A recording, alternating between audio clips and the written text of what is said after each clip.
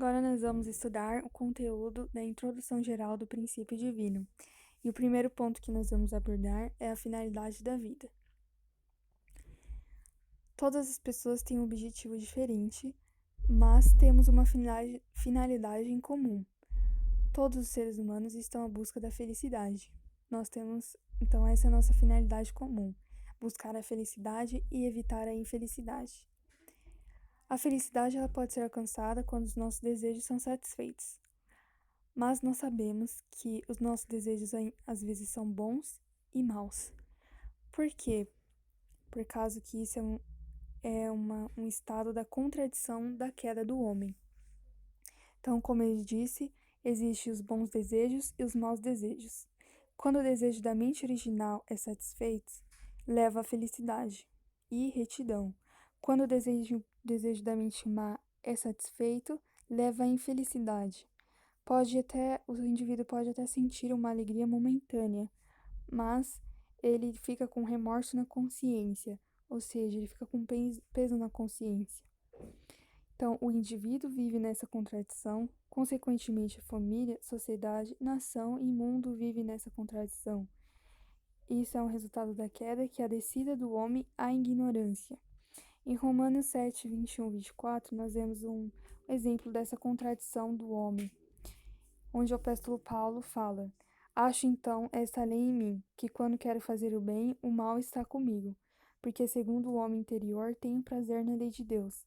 Mas vejo nos meus membros outra lei que batalha contra a lei do meu entendimento e me prende debaixo da lei do pecado que está nos meus membros.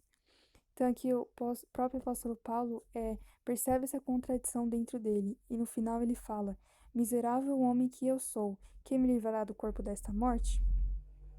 Então, ele está falando que o ser humano se tornou ignorante.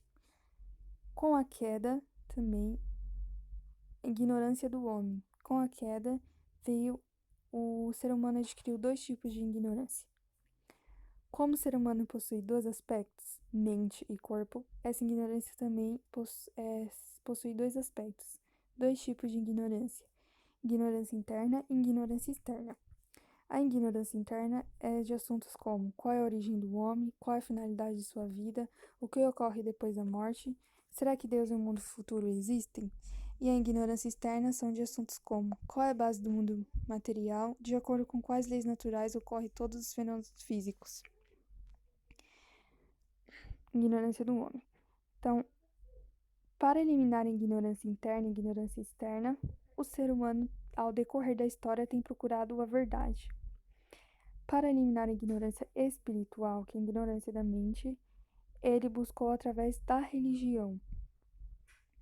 E para eliminar a ignorância externa, que é a ignorância do corpo, ele buscou verdade na ciência, conhecimento externo e o conhecimento interno. Porém, nós sabemos que a religião e a ciência nunca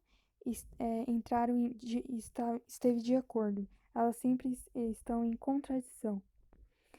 Mas, como o indivíduo possui dois aspectos de mente e corpo, é necessário que a ignorância interna e a ignorância externa sejam eliminadas através de uma nova verdade, que possa vir para conciliar a religião e a ciência, e só assim nós vamos alcançar a felicidade verdadeira, a felicidade eterna, quando a ignorância espiritual e a ignorância do corpo for eliminada. Então, ignorância do homem. O que é bem e mal? Teísmo e ateísmo. O que é a mente original? Qual foi a origem da mente má? O que causou o desejo mau? E o que foi a causa fundamental da queda que possibilitou ao homem conter tal contradição? O caminho da vida para resolver as questões fundamentais. 1. Procura da solução dentro do mundo material. O ser humano, ao decorrer da história, principalmente neste momento de muita tecnologia, onde a ciência avançou muito, tem procurado resolver as questões fundamentais da vida, ou seja, a felicidade verdadeira, através da ciência, que propõe o ambiente social agradável. Mas esse ambiente social agradável, ele somente satisfaz a alegria do corpo. Ele não consegue saciar o desejo da mente espiritual, a alegria da mente. Como eu disse, o indivíduo possui interno e externo. possui mente e corpo. Então, a ciência ela só consegue saciar esse desejo da mente, da alegria do corpo. 2. Procura da solução dentro do mundo essencial da causa. Ao decorrer da história também, a filosofia e a religião têm tentado desvendar os mistérios da vida e também fazer com que o ser humano pudesse alcançar plena felicidade. Mas a filosofia e a religião, mesmo que tenham contribuído em muitos aspectos, ela não tem sido capaz de pôr um fim ao sofrimento humano. Como nós sabemos, o ser humano ainda sofre de infelicidade, de depressão, de muitas coisas. Todavia nós temos guerra, então o ser humano ele ainda está num estado de sofrimento e não consegue felicidade plena. A filosofia e a religião há numerosos problemas que devem ser resolvidos, por isso que eles não foram capazes de resolver esse estado de sofrimento. Por exemplo, no cristianismo, quando o comunismo veio a surgir, o comunismo que também prega o materialismo, o cristianismo não teve uma base ideológica, não teve nenhum princípio que pudesse ser maior que o comunismo. Então, o comunismo ele veio até nos dias de hoje, ele domina alguns países, né?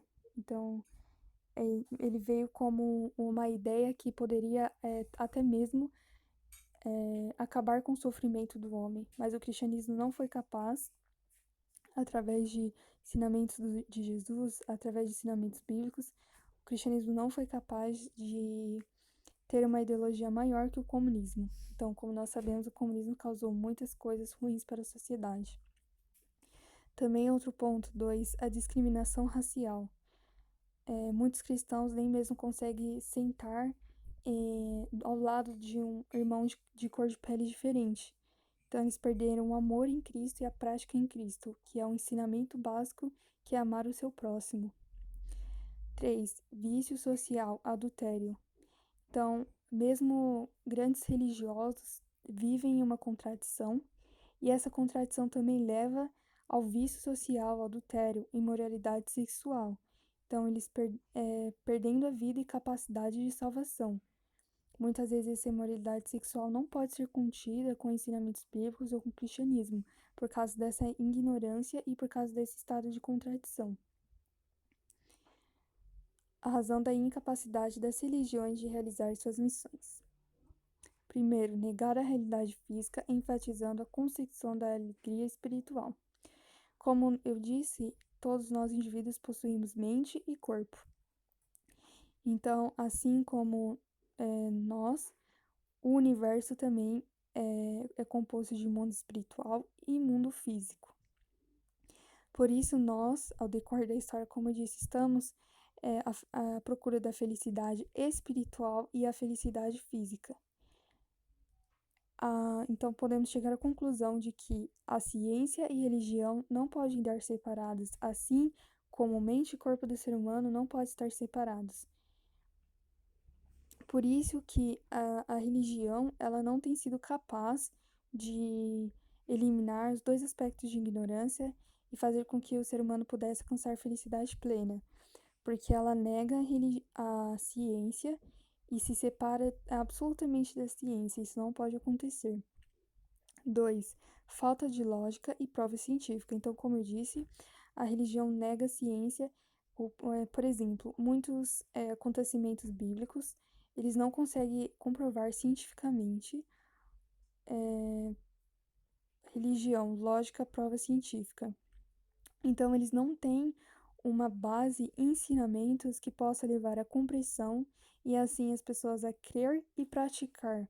Ao contrário, muitos crentes até mesmo perdem a fé por causa que eles não sentem esses ensinamentos concretos, não sentem provas por causa que a religião nega a ciência e também não consegue provar acontecimentos bíblicos e muitas outras coisas. Então as pessoas acabam perdendo a prática e até mesmo se tornam ateus, não acreditam mais em Deus e na Bíblia. Por isso que é necessário a necessidade da nova verdade, ou seja, uma expressão da nova verdade. Como assim? A verdade em si, ela é absoluta, eterna, única e imutável. Mas o método e a amplitude, ele muda. Por exemplo, o homem, ao decorrer da história, o intelecto e a espiritualidade dele vai evoluindo. Deus deu diferentes métodos para expressar a sua verdade. Por exemplo, no Velho Testamento ele deu leis. Então, a luz do Velho Testamento pode ser comparada à luz de uma vela, a luz da vela, ela conseguiu, através de leis, fazer com que as pessoas acreditassem em Deus, através do intelecto e espiritualidade das pessoas daquela época. Ao passar do tempo, Deus enviou o seu Filho Jesus, que é o Novo Testamento, que nós conhecemos, que é o Evangelho. Então, o Evangelho pode ser comparado à luz de uma lâmpada. Jesus deu palavras de verdade para as pessoas daquela época. Então, Jesus contribuiu muito para as pessoas que tinham intelecto e espiritualidade daquela época. Como eu disse, vai passando o tempo e as pessoas vão evoluindo intelecto e espiritualidade. Jesus fala em João 16:25 que vós tenho dito tudo isso por parábolas, mas chegará a hora, porém, que não vos falarei por parábolas, mas abertamente falarei acerca do Pai. Então, o que ele quis dizer? Que no Novo Testamento ele não falava abertamente, ele falava por muitos símbolos, porque o intelecto e espiritualidade daquelas pessoas não estavam preparados. Mas ele prometeu que viria novamente para dar e falar abertamente a verdade sobre Deus e a verdade sobre todas as coisas. Por isso que deve surgir a expressão da nova verdade, que pode ser comparada com a luz do sol. Outros exemplos bíblicos. Em João 16:12, Jesus fala: Ainda tenho muito que vou dizer, mas vos não podeis suportar agora. Mas quando vier aquele Espírito de verdade, ele vos guiará em toda a verdade, porque não falará de si mesmo, mas dirá o que tiver ouvido e anunciará o que há de vir. Então, como disse, Jesus prometeu que falaria abertamente. Em Apocalipse 10:11, urge que ainda profetize de novo a numerosos povos, línguas e reis.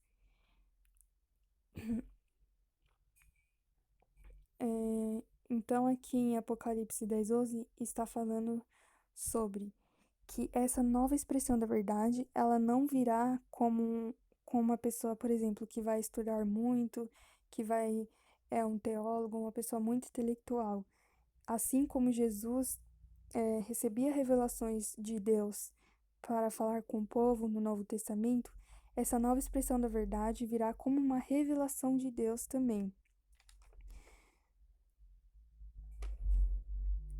Então, em João 3,12 também fala a necessidade da nova verdade.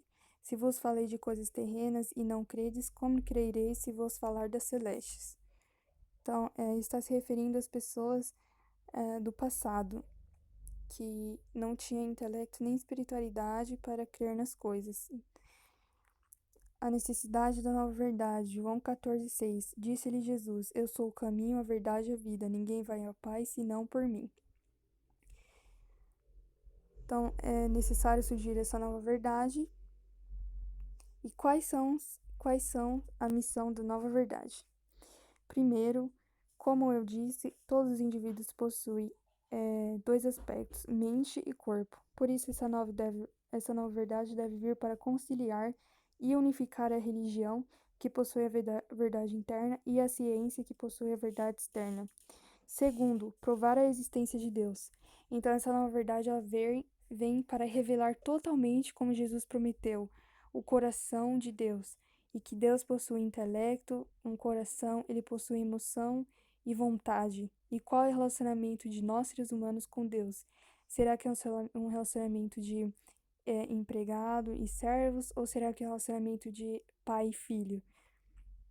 Então, essa nova verdade ela vem para absolutamente resolver todas essas questões que o ser humano ele tem buscado de qual é o nosso relacionamento com Deus, se Deus ele é onipresente, onisciente, foi a finalidade de Deus é criar nós seres humanos, é revelar o coração de Deus.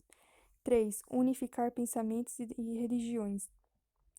Através de unificar, por exemplo, a democracia e o comunismo, o espiritualismo e o materialismo, pode acabar e terminar a história humana de lutas e guerras. Então, essa nova verdade vem para unificar todas essas linhas de pensamentos. E assim, o quarto ponto é poder realizar o mundo de uma família humana. Então, o reino de Deus na terra, uma família sobre Deus, vai acabar com as guerras. Todas as pessoas viverão como grandes irmãos e irmãs. Ninguém vai ser capaz de fazer mal algum um ao outro. Então, por isso que essa nova verdade, ela vai construir o mundo ideal, o reino de Deus na terra. A nova verdade vem com essa missão de realizar o reino dos céus na terra. E o quinto ponto é resolver questões fundamentais da vida. Por exemplo, ou seja, revelar a nova verdade deve conduzir os seres humanos decaídos de volta ao seu estado original e também mostrar como é esse caminho de restauração para alcançar o seu objetivo final, que seja a felicidade plena. E também deve revelar o propósito para o qual Deus criou a humanidade e o universo. O sexto ponto é explicar a história humana. Então, ela deve ser capaz de resolver muitas questões difíceis do cristianismo. Por exemplo, as questões da Bíblia, como está falando no sétimo ponto. A nova verdade, ela deve estabelecer uma esfera cultural no nível mundial. Explicar a história humana. Será que todos os acontecimentos históricos aconteceu por um acaso? Ou será que tinha um trabalho de Deus em cada acontecimento histórico para que o homem pudesse ser restaurado a seu estado original? Então, ela deve resolver questões da Bíblia, como Jesus prometeu, falar abertamente também sobre questões da Bíblia, que muitas vezes causa até mesmo discussões entre religiões. Então, Deus não quer isso. Então, essa é a missão da nova verdade. E aqui nós acabamos a nossa conferência. Muito obrigada.